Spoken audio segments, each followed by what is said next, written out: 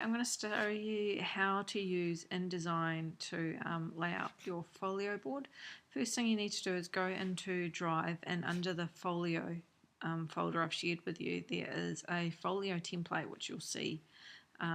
It won't come up as a picture or anything, it comes up as this blue box for you. You just need to download it, and then what you need to do is double click it, and we have InDesign loaded on all our computers in D7, so just double click it and it will open up.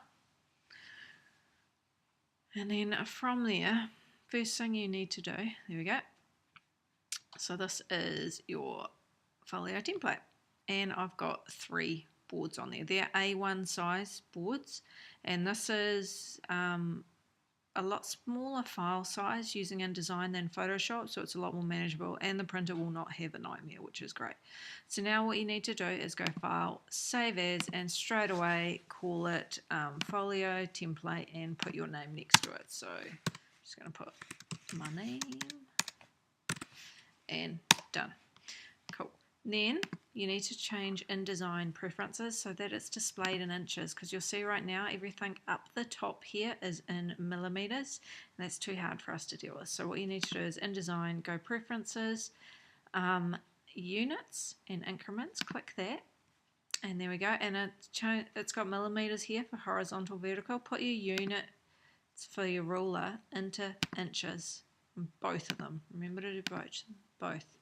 And now go OK. Cool. Then from there we're going to go to Bridge, and Bridge is the easiest software for you to use. So I've just got a random folder open as usual. This will be obviously all your photos that you take. So all you need to do is click on an image, and you can just drag and drop it in and then click here. And what happens is you just move it around to where you want and click on it. Okay, so then up here, this is a small size image. I know it is because I've resized everything from those files. But what I need to do is, you've already kind of planned out your board. You kind of think, hey, I want that as a 6x4 image.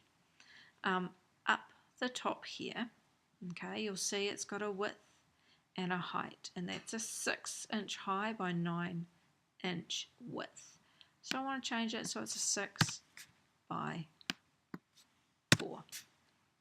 Go okay, and you see what's happened is the image on the inside hasn't changed, just the frame. And that's a great thing about InDesign. It'll give you a frame, and then it puts your image inside it, and you can size up your image in terms of you can enlarge it and decrease it. So if I click once, there's a blue box around here, and that's my frame. If I double click, there we go, I get a brown box, and that represents my photo inside. So all you need to do is hold Shift and just resize it, and see it goes green when it's exactly the frame size, and go Enter, and then just drag it where you want to put it. Oops, and this is the annoying thing.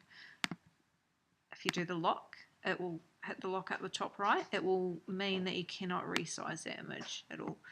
If you click up the top right again, I think, and double click it, you can undo that lock. Okay, cool. So that's a 6x4. So let me do another one, because I know 6x4s go really well next to each other. Drag, drop, click. Okay, I've got a blue box which represents my frame up here. I'm going to change it so it's, remember, 6x4. Done, and that's changed my image itself. Double click it, and that is now done. That's 2 6x4s put together. You can use your cursor. This little pink bit here, that's kind of like a border. Kind of doesn't matter, you can keep it in there or not. Let's try one more. Click it, drag and drop it in, and put that there. And that size, I'm going to do an 8x10. Okay, so I'm going to do it as a height of 8 and a width of. And see, it's just changing the frame size, not the actual image. Double click to get my image. And as you know, an 8x10 will always mean that you chop off a little bit of your edge. If you want a full frame image, then you need to be printing it as an 8x12. And there you go. And the reason why it's not lining up is because we've put a little white border in. Okay, and this is an easy way that you can get a quick idea of what your folio layout looks like and not have to commit to printing. The only downside is that you cannot see in reality the scale of your images, because when things print out, you see the true size of it, sometimes you change your opinion whether you think it's good or not for printing. Okay, so then from there, just go File, Save, done. This here InDesign does not actually really put your images in it. What it does is it links back to where they are saved. So it's kind of like a mystery image is put into the file. So that means it's going to be a small file size, unlike in Photoshop where it puts the actual thing in. So that's another problem-solving solution with file sizes and printing things. If you wanted to print this whole layout right here, you should be able to, okay? It is set up as an A1, so you need to remember that. So if you want to print out a copy of it, you're going to go and make sure it's on to the design copier. And you're going to make sure that you do it so that your paper size is on A4, and then you need to go scale to fit and print. That's going to print your whole image onto an A4, and that's done. That's it.